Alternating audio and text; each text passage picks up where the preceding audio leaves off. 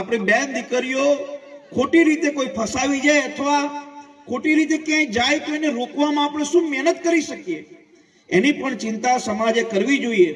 અને મેં અત્યાર સુધીના દાખલા જોયા, એટલે જ્યારે જ્યારે પણ આપણા સમાજની દીકરી કોઈ જગ્યાએ ભાગીને લગ્ન કરે છે, એટલે સમાજના આગેવાનો દ્વારા અમને જ્યારે મેસેજ મળે એટલે અમે એના માતા પિતાને ફોન કરીએ કે ભાઈ અમારા વતી કંઈ કામ હોય પોલીસ સ્ટેશનનું કે ગમે તે તો અમને કહેજો.